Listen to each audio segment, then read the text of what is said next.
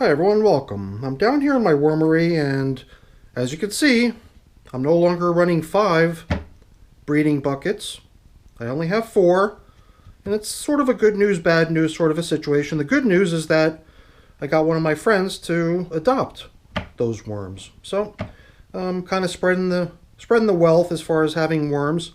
I guess the bad news is for the worms because some of them are actually going to get used for bait. so um, we're down a bucket now, reducing the amount of work to be done when it comes to feeding. Stuff that I've got lined up for them today is hopefully a welcome treat since it's been now 2 weeks since they were last fed. They were fed pretty much the same stuff. They were given last time a whole bunch of pumpkin, and even some pumpkin stems went in there. Each system got its own pumpkin stem. Bucket number 1 has the largest of all the pumpkin stems. And then I got a whole bunch of leaves here that I spent a little time soaking and dunking and squeezing and wringing around to get it all nice and damp. And that's going to be their bedding. So we're going to get the glove on, reposition things here on the bench, and we're going to get them fed. So let's get to work. We're going to begin down here in bucket number 1. And I mean, besides, I guess let me just recap what had happened in here. Over the earlier stages of these systems' lives, they were fed every 4th day with worm chow only, never getting any fresh bedding.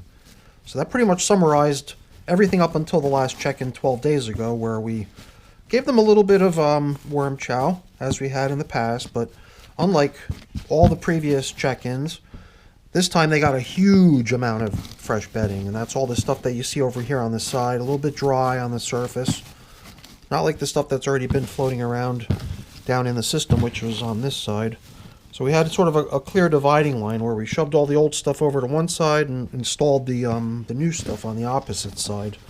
Just in case, you know, the worms would have needed a little bit of time to cozy up to the new material. As you can see, the existing material that was already in these buckets has got nice moisture content. The worms look pretty healthy that are hanging out in it. And it looks pretty well broken down.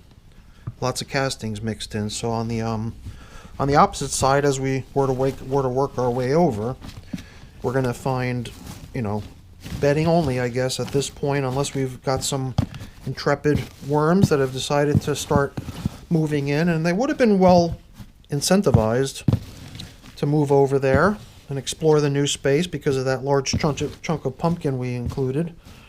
So I would not be surprised if we found worms over here. I already felt the big huge stem. And I think that what we're seeing right here is the base of the stem. That's where the piece of the pumpkin would have been connected. So when the stem went in, it had the piece of pumpkin still attached to it. And the worms have nibbled it down entirely. Every last bit that was on there. And a couple worms are even still hanging out on the stem. They've been depositing their castings here. And yeah, look at the size of this thing. Isn't it awesome looking too with that base, that shape on there? So that is a fun stem. Definitely by far the biggest stem I've ever included in any of my systems. So I throw stems in sometimes, then I tolerate the huge amount of time it takes to finally break down. So and it seems like it changes from pumpkin stem to pumpkin stem because some of them seem a little bit more porous than others, and they soften up pretty quickly and break down pretty readily, and other ones are really tough, like hard as a rock tough, you know. So I'll be curious to see what becomes of this one, or what becomes of it at all, because I could very well end up gifting all of these worms away that live in these buckets. So I originally had a couple other of my friends who'd been inquiring about getting worms from me. Those were the people who I really should have probably pushed to the top of my list, but I sort of had this opportunity to meet up with a new friend of mine who just, well, I mean, not a new friend. We've been friends for quite some time, but there was the request for worms that came sort of out of the blue and was new. So I figured, what the heck, let's just hook them up and let's use one of these buckets as my opportunity to share the fun of having worms. So this is one of the other things that was added not only pumpkin stem, but tomato stem. Unless it's a grape. One of them was a grape stem, too. I forget which bucket that was. So whatever, I was very curious to see how things are progressing here. So I really wanted to sort of take a little bit of time and familiarize myself with how things are progressing in here. Luckily, I'm not seeing any a little bit of dryness of the material that was on the very, very surface, which is not too surprising. But other than that, you just dig a little bit down, and there was worms hanging out down in the stuff where the pumpkin had been placed. The moisture looks good. So hopefully that's going to become a cookie cutter, and the same thing we see in all the systems. So we're going to simply backfill this a little bit, and then in comes this beautiful large dose of soaked leaves. Trying to bring it carefully over here without spilling it. And this is about what I had thought would go into each system here. Regrettably, it will become dry out on the top surface where there's no plastic covering, where we're sort of forcing the recirculation of the moisture down in the system under the plastic. Everywhere else, it's all subject to drying due to evaporation. But maybe someday we'll come in here with a somewhat larger piece of plastic, but I really do like the breathability of what we've got going on here. So let's see if we can pick up the pace. We know what to expect. All the rest of the bins should be the same. So let's get on over to bucket number 2. So now, for the longest time, there was no video sharing of what was happening in these bins. It seemed like if they're going to get fed every 4th day, and there's so many, 5 of them, it just seemed like a bit much. I didn't really want to dive into that. And besides that, last time we ran worms out of these buckets, it wasn't 5 last time. I believe last time it was just 3 or something like that. But still, we did try to incorporate that as content on my channel to see how it's received. And, people seem to enjoy it to a certain degree, but perhaps not as much as I thought they would. I guess it was one of my lesser viewed or liked, maybe, video series. So here, look at the size of that piece of pumpkin. And it's not just the skin. I could feel there's still a little bit of the pumpkin on there. Plenty of worms enjoying it. A little bit surprised. I'm wondering why the other system didn't have leftovers like that. So here we've got a stem that's not quite as large or impressive, but that's cool. We already knew that. We knew we were going to find pretty much a smaller stem in the rest of all these systems. And then over on this side, the stuff that's already been in the buckets now for 98 days. That's how old these systems are now, 98 days. And the system really has produced some beautiful castings. I don't know, I sort of in the first system attempted to try to keep it separate from the fresh bedding that just came in last time. But there's certainly no harm in letting things mix, so let's not try to get caught up in anything like that. Let's go ahead and give them their yummy treat of pumpkin. Now I had 2 pieces. The piece I gave to the other bin, number 1, was a little bit larger, and I think that's mainly because it did seem to me like they left no leftovers. Here, I guess with the leftovers remaining, that just implies that they don't quite have the appetite as the other system. In fact, with that large piece of pumpkin still sitting in here, a lot of people would have said, why give them more if they're still working on what they got previously? Well, I think we'll be okay. Well, at least I hope so. But yeah, since it did seem like there were plenty of leftovers, I gave them one of the smaller size bits of pumpkin.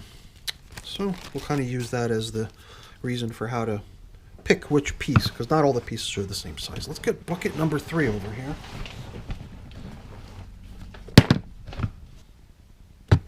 Oh no, I forgot the coverings. Let me go visit bucket number 2, give them the covering of leaves, and we'll get back doing bucket number 3.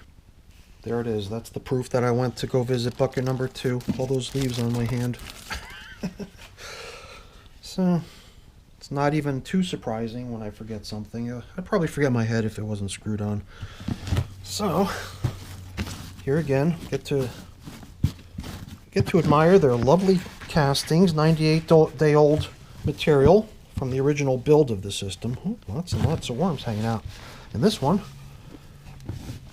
I guess this is my opportunity now that I'm already in the third of the 4 buckets that we're going to check in on today to start drawing some comparisons. It almost does feel to me like when I reached down into the bottom of bucket number 1, things seemed almost a little bit drier than what I've seen so far in the other 2 systems.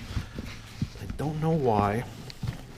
I've made every attempt to really keep a good bit of harmony between these systems. You know, I'm starting to also wonder if in bucket number 1 might have we just missed the skin, or I guess now that we're seeing how little of this is remaining, actually absolutely nothing on this. In fact, in places it looks like it could, you know, almost be read through, like you could read through it. It's like clear plastic almost, what's remaining on this pumpkin skin. So yeah, I guess now that we've seen how close they could get to eating every last bit of it by seeing this, it's, you know, realistic to believe that they did in fact do away in bucket number 1 with every last bit of that pumpkin that they had. Now, here we go. Little puny stem for this one. So here I would say, I don't know, not sure what to expect. Oh, aha. I guess I forgot that some systems got 2 pumpkin stems if it was a puny stem.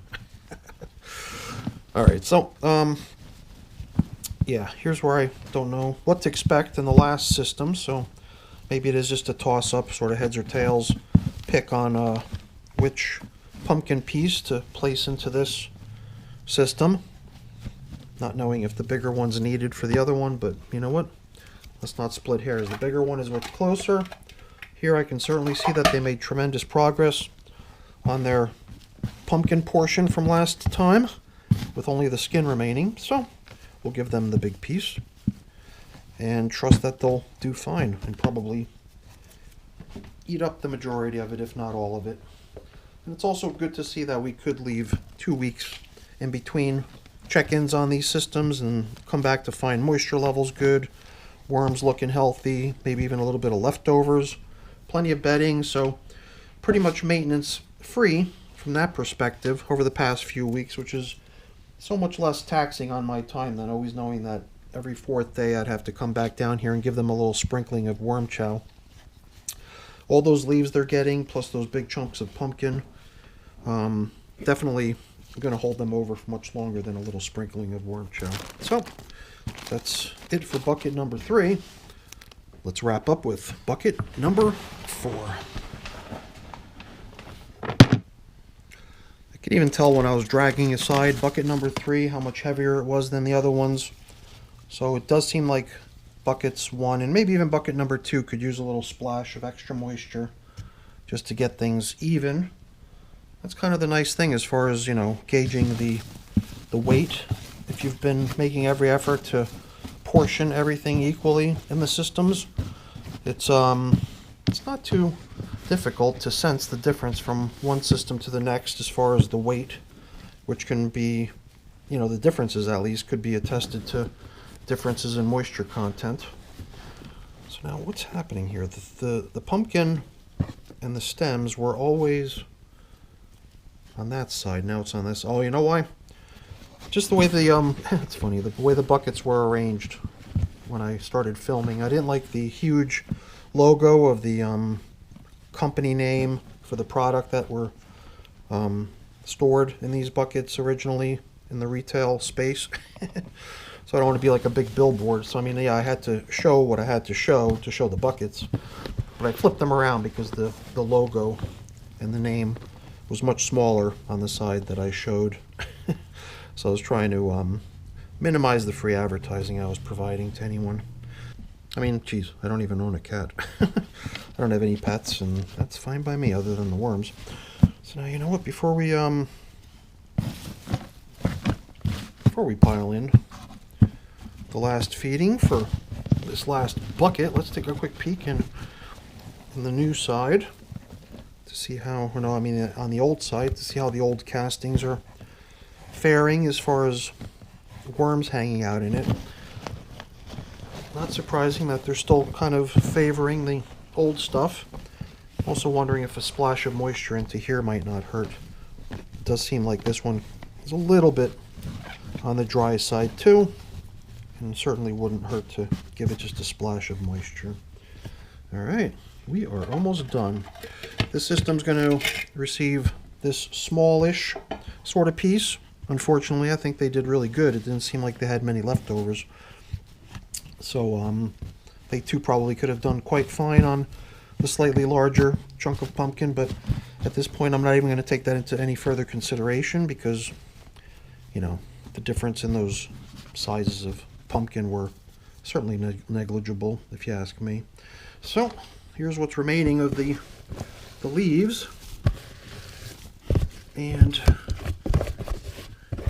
hopefully they like it. Regrettably, some of it is going to dry, the stuff that's unprotected with no plastic to prevent evaporation.